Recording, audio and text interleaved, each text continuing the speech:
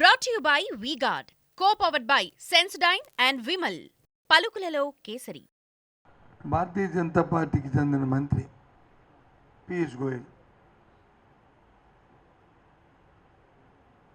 ఆయన కామెంట్స్ చూసాం. ముఖ్యంగా రెండు కామెంట్స్ ఆయన చేసిన కామెంట్స్లో రెండు ప్రధానంగా, ఒకటి విశాఖ రైల్వే జోను రాష్ట్ర ప్రభుత్వం వచ్చి భూమి వచ్చి సరళ చేయకపోవడం వల్లే ఆలస్యమైంది అనేది అయింది. ఆయన ప్రభుత్వం వస్తుందంట, ఆయన వచ్చి చంద్రబాబు చెప్పి ఇప్పిస్తాడట. అది ఒక కామెంట్. రెండో కామెంటు ఈ రాష్ట్ర మా ప్రభుత్వం మాఫియా ప్రభుత్వం అంట,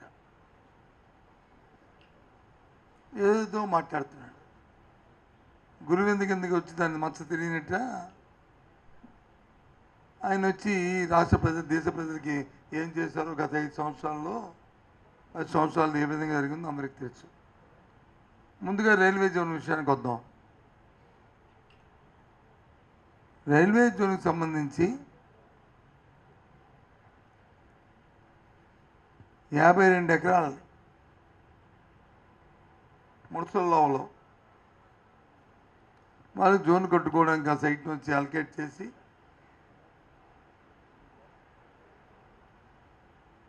దాన్ని ఇక్కడ రైల్వే జోన్ ఏర్పాటు చేయాలనేది విభజన చట్టం వచ్చిన తర్వాత 2014లోనే ఆ డిస్కషన్ జరిగింది. ఒప్పందం కూడా జరిగింది, అగ్రిమెంట్ కూడా సైన్ చేశారు. 2014 నుంచి 19 వరకు గోయల్ గారు ఎవరు ముఖ్యమంత్రి రాష్ట్రానికి చెప్పండి? చేతకాని దద్దమ్మలు ముఖ్యమంత్రిగా మీరు కుటుంబంలో ఉండి మీరందరూ ఉండి మామయ్య ఎంత రాస్తారంటే అలాగా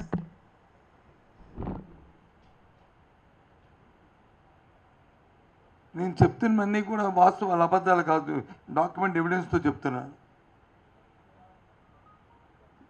19లో మా ప్రభుత్వం వచ్చిన తర్వాత మళ్ళీ దాని మీద ఎవరైతే అక్కడ కొంతమంది హక్కుదారులు మేము హక్కు మాకుంది, మాకు ఇక్కడ డిఫామ్ పట్టాలు ఇచ్చారు లేదా ఇంకో పట్టాలు ఆక్యుపేషన్ ఉందని ఎవరైతే చెప్పుకొస్తున్నారో వాళ్ళందరినీ వికెట్ చేయించి రైల్వే వాళ్ళు జీవీఎంసీ వాళ్ళు కలిపి జాయింట్ ఇన్స్పెక్షన్ కూడా చేసి వాళ్ళకు వచ్చి ల్యాండ్ అప్ చెప్పాం ఈ సంవత్సరంలో. ఇది వాస్తవం కాదా? అధికారులు కూడా మాలో ఒక రైల్వే అధికారులు ఒక 5 అధికారులు, మా జిఎంసీ ఒక 5 అధికారులు, రైల్వే సైడ్ వచ్చి 5, జిఎంసీ 2 పేరుతో సహా. ఇంకో దానికి ఇచ్చిన జిఎంసీ కమిషనరు ఇక్కడ డిఆర్ఎంకి వచ్చి హ్యాండ్ ఓవర్ చేసుకుని ఇచ్చిన లెటరు, ఇవన్నీ మీకు షేర్ చేస్తాను, మీరు చూసుకోండి. ఎందుకు ఇంత పచ్చి అబద్ధాలు? Brought to you by V-Guard, co-powered by Sensodyne and Vimal. పలుకులలో kesari.